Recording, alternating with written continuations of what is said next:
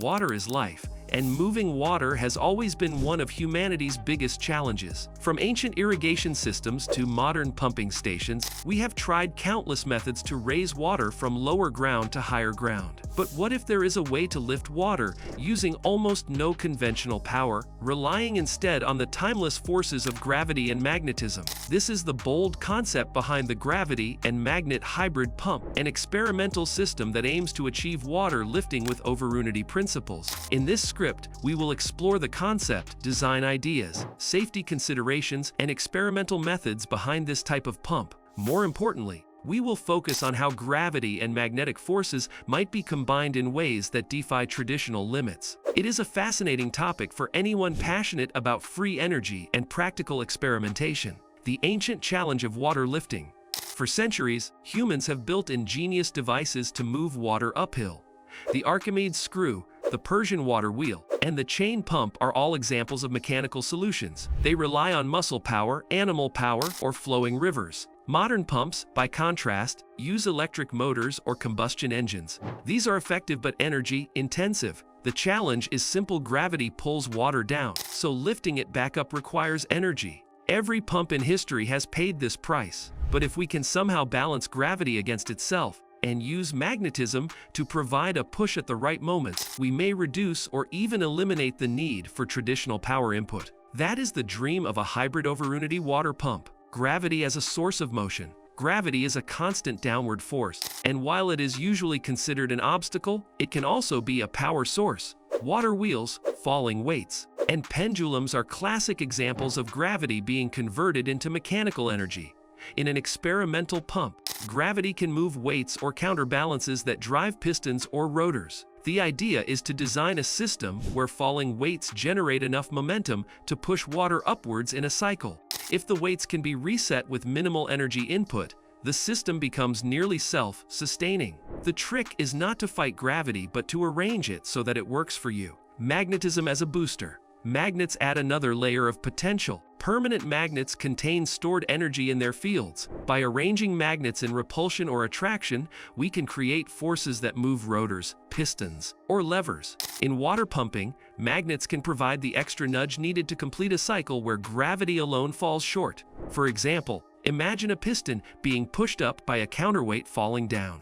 At the top of the stroke, the piston needs a little extra force to expel water fully. Magnets arranged in repulsion could provide that boost. Or consider a rotating wheel where magnets push paddles into motion at critical points, maintaining momentum.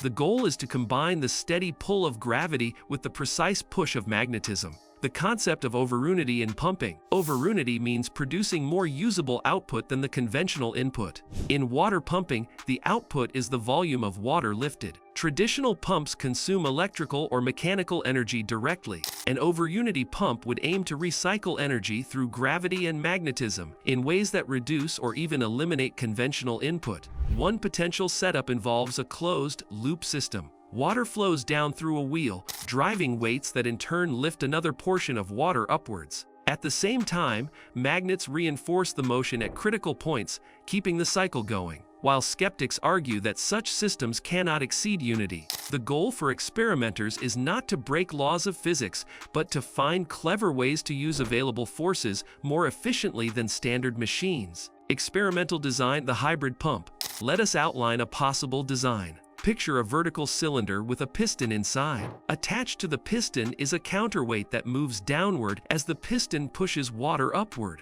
When the weight reaches the bottom, a lever resets it with the help of magnetic repulsion. Meanwhile, check valves in the cylinder ensure that water only moves in one direction, climbing upward with each cycle. Another design could use a rotating wheel with buckets. Gravity pulls filled buckets downward, lifting empty buckets on the opposite side.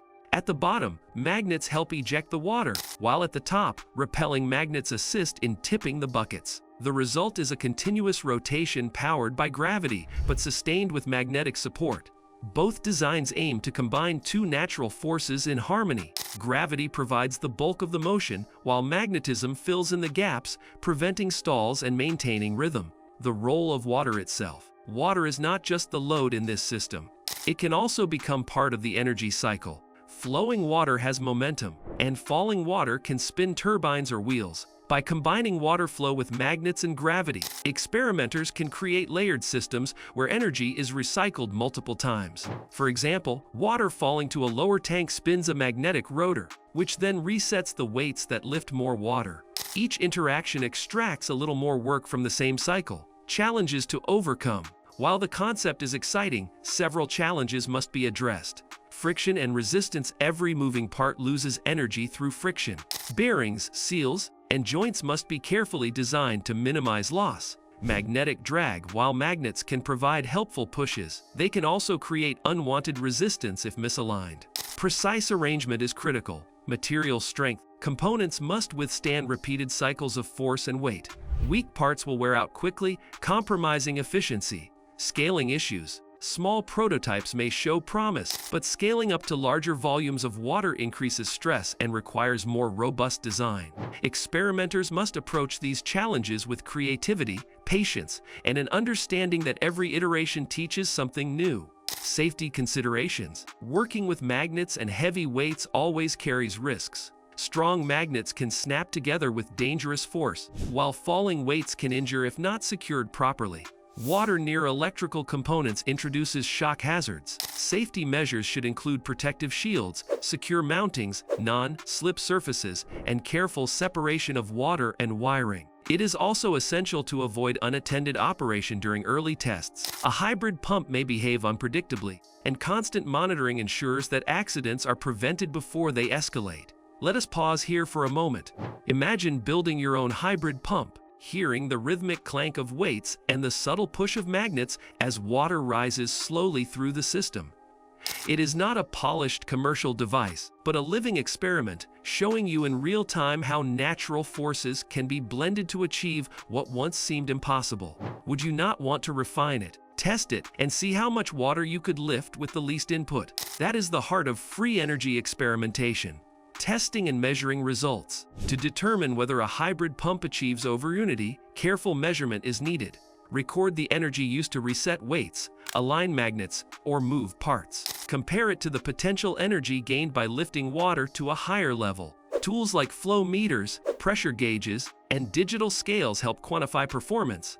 Even if the system does not achieve true overunity, improvements in efficiency over traditional pumps are still valuable results. Experimenters should keep detailed logs of each trial. Small changes in magnet placement, weight distribution, or cylinder size can make significant differences.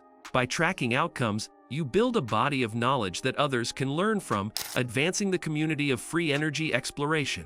Potential applications. If successful, a gravity and magnet hybrid pump could have wide-ranging applications. Rural areas without access to electricity could use it for irrigation. Off-grid homes could use it to move water for daily needs. Emergency systems could rely on it during power outages. Even small-scale prototypes could serve as educational tools, teaching physics in hands-on ways that inspire curiosity. The beauty of this concept is its independence from fuel or grid power. It relies only on forces that are everywhere: gravity pulling down, magnets pushing and pulling in predictable patterns. That makes it universally accessible, limited only by the skill and imagination of the builder. The broader vision. The hybrid pump is not just about water. It is about proving that unconventional energy approaches can work in practical, everyday situations. Success here could inspire new hybrid devices, fans, generators, or compressors powered by the same principles. Each experiment opens doors to more ambitious projects, fueling the quest for a world where free energy is not just theory but practice.